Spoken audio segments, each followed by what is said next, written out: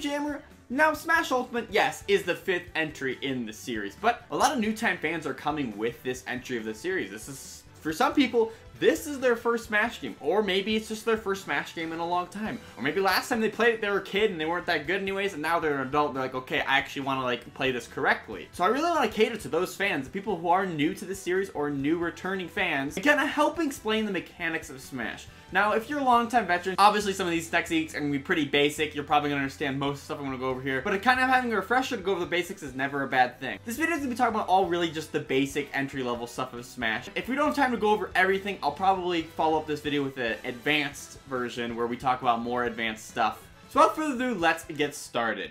Regardless of your controller preferences, you're going to have a button for jump, you're going to have a button for attacks, and you're going to have your special buttons. And the first, most important, biggest mistake I see newcomers making is recovering. Before we even get into attacks or anything like that, I just gotta talk about recovering first of all. Every character has at least 2 jumps. A first one and a second double jump. When you fall off a platform, you only have your second jump. So keep that in mind when you're trying to get back.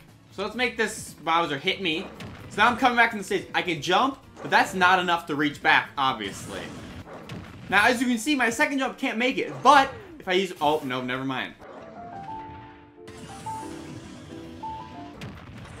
As you can see, my second jump can't make it, but if I use my recovery move, I can make it. Your recovery is your up B. Up B is the special button. It will give you your special moves. Each character has different specials. But before we get into that too deeply, the first thing to remember is every character not only has double jump, but a third jump as well by clicking up B. You'll click jump, jump, and then up B for your third jump. Some characters have additional jumps like Kirby can do puffing stuff, but on the whole, every character can jump twice and perform an up B. Now that we've kind of gone over recovery, let's just talk about the standard attacks. First, a neutral click of the A button will send you into your jab. Some do a 3-hit combo like that, others have a multi-hit and then eventually a finisher to send them off. But this is a great move because it's fast and it comes out quick. Then based on the directions you hold on the control stick will be your tilts. In order to perform a tilt, you basically push to the control stick to the side, to up a little bit, down a little bit, and still click the A button. So if you click it to the side, it'll send them to the side and it'll be an attack out in front of you. Up tilts usually send the opponent upwards and attack enemies that are above you on platforms, for example. Then finally there's down tilt, which attacks from below, which can kind of set up for combos and other things like that. Then finally, when you're running and you click the A button, you'll perform a dash attack. Newcomers tend to like to use this move because they're always trying to run towards their opponent, obviously. But it's important to actually use other moves and not just try to keep spamming dash attack over and over again. Alright, so now let's talk about aerials. Aerial moves are also controlled with the A button. In order to perform an aerial, all you have to do is be in the air and you're still selecting the A button. Doesn't matter how high you jump, whether it be a short hop by clicking the jump button lightly, or if you hold it and do a full hop. Every character has a neutral, which means you just jump and you click the neutral A button. There's forward A, where you jump and click forward. There's back air, where you jump and click back. And then there's up air, where you jump and click up. It's really important, especially when choosing your main and starting out a new character, to kind of figure out what all their normals are. Typically, they kind of share attributes across the entire roster, like up tilts will usually send all characters upwards and attack above you. Down tilts will do below and kind of get them up in the air shortly where you can follow up with something. Jabs are usually one of the character's fastest moves to kind of get players away from you and also get a good amount of damage on them as well. Tilts are great for just knocking the player away to keep them away from you, stuff like that. So when you're following up an opponent who's in the air, you'll use your aerials based on the direction they're coming at you. So if they're above you, use your up air. If maybe they're coming from below you, you maybe want to use your down air to kind of, you know, cover more area, stuff like that. Beyond knowing a character's normal moves, they also have special moves, which you touched on previously, which is the B button in this case. Up B will always be your recovery move, something to help you get back to the stage. But every character also has a neutral B, which in case for Mario is his fireball projectile, a side B, which you click to the side and use the B attack. For Mario, it just turns the opponent around. If you're trying with a special attack, you spin it around so you don't get hit by it. And then finally, they also have a down B. These are the attacks that they will show during the move list. Because since special attacks are different on a character basis, everyone has unique attributes. Like, for example, Donkey Kong's recovery from Spitting Kong is great for horizontally recovering, but not vertically. while screw attack is great for vertical, but maybe not as great as for horizontal. So it's important when playing a character to memorize their moveset, not only special attacks, but their normals as well. So as the player, you know what to expect when you click the button and what you're hoping is going to come out. This will help you react much more situationally instead of just spamming moves and hoping for the best. As you know the character's moves, you can kind of understand how their knockback works and where the character is going to be sent, leading you to be able to follow up with other attacks. Finally, let's talk about smash attacks. Smash attacks are the moves you're going to be using to kill your opponents. These are your strongest abilities and they can be charged up. They can be activated in multiple different ways. You click the side and A at the same time to do the smash attack, and you can charge up, as you see. For newcomers and for myself personally, the easiest way to do it is to control it through the C stick or the second stick on any control preferences you're using. All you have to do is just tap it once, or you can hold it and click it and let go of it. Every character has an up smash, a side smash, and a down smash. Each have their own different trajectories and speeds for coming out. It's really important to know how each character's smash attacks work, how fast they come out, how far they reach. So for example, Bowser's there. If I try to use my side smash, I can't reach him. But other characters might be able to still reach him. So in a situation like this when Bowser's behind me, that's when you use a down smash, because it attacks all around you, you know?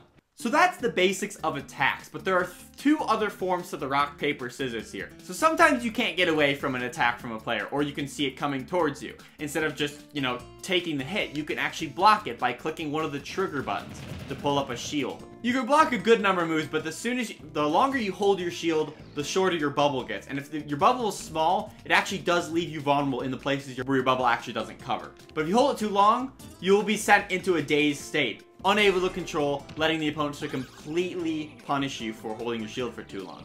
This won't happen too much unless there's a lot of pressure put on your shield by the other opponent attacking it. So just be frugal with your shield, just sit there and hold it, obviously, but use it when you need to block.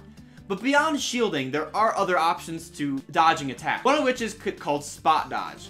So spot dodge is when you dodge an attack in place. In order to perform that, you hold shield and you click down on the control stick. This is a great way to dodge an attack while you're in good positioning, but while you could spot dodge, you can also roll while in that state. You are invincible for about half or so, a little over half of the roll, but it does help for positioning. Be careful though, if you roll too much times in a row, it starts getting, you know, laggier. See how much slower my roll is getting now? Oh my gosh. So you gotta be frugal with your rolls, not just roll all over the place. Just roll when it's necessary, basically. And finally, the other option to dodge is while you're in the air, if you click that same button, the trigger button. You can dodge like projectiles in the air, and while you can perform just a regular air dodge, you can actually also perform DADs, or directional air dodges. You can click your dodge button, but then click a direction with it. And see how I move? You can even do it up and actually get some little leverage up. This can even help you get back to the stage easier, you know, where you can like dodge into the stage and to grab ledge. What's nice is you do have invulnerability during that point. Okay, finally, let's wrap up the video with grabs. Now, when your opponent is shielding, your attacks can't get through it. If you apply enough attacks, eventually their shield will break. But a great way to counter someone who's blocking a lot is to grab them. You can perform grab two different ways, by clicking the Z button, or you can actually click the shield button, the R button or L, and A at the same time. So what's nice is you can do a grab out of shield, or you can just click both at the same time. While in a grab, you can click the A button to pummel, which can do some nominal damage to them. That's all you have to do is just spam A over and over and over again to do a little bit of damage. But the really important thing is being able to throw out of a grab. Once you grab the opponent, you just click a direction on the control stick and you will throw the opponent that direction. Every character has a down throw, an up throw, a forward throw, and a back throw. Each one respectively sends the opponent that direction, but everyone has different properties based on the character. For example, Mario, when he does his down throw, the character doesn't actually get that far off the stage. He's still kind of floating there, leaving you the opportunity to follow up with other attacks, you know? Like forward throw could follow up into a dash attack or something like that, you know, stuff like that. Okay, you know what? I just realized there is still a lot to talk about, like ledge mechanics, short hopping, parry, reversals of specials, stuff like that. So I think we're going to have to save that for another video. But this is a great way to get started. To kind of recap, when you're picking up a new character, It's important to kind of understand how all their moves work, what properties they all have, not necessarily memorizing damage outputs, which could help. It's more understanding what kind of knockback you can expect from each move, as well as what to expect when you click a button. So example, if I chase an opponent, jump in the air and click forward air, what kind of move is going to be coming out? For Mario's case, obviously, it's a slower move to come out, and it's better like off stage, for example. So maybe that's not a good move to actually approach with, so instead I would want to use something else. It's important to kind of understand your character's movement along with all their standard attacks. In addition to that, every character has a set pool of special attacks. Some have projectiles, some have counters, some have other attacks. It's important to know the character you're playing and each move that they offer. But the most important thing to remember is you have 2 jumps and an up B. 3 jumps in total to come back from the stage. So if this video helped you out, be sure to give this video a big awesome like, and if you haven't already, definitely subscribe for tons more on Super Smash Bros. Ultimate. Like I said, I definitely need to do a follow-up to this video because there's a lot I left out, unfortunately, and I guess we need to put it in another video, unfortunately. So look forward to that probably within the next week or so. In addition to that, we're going to be live streaming this Saturday at 9 AM Pacific. And beyond that, of course, look forward to more Smash Brothers content. Plenty of it. If you haven't already, check out the JammerProHD merchandise store. We barely updated that with a brand new look. Lots of new styles, lots of new options, and the link to that is in the description. Be sure to check it out, and yeah, it's got some cool stuff. I think so anyways. Thanks again, guys, so much for watching, and I'll catch you in the next one. See ya!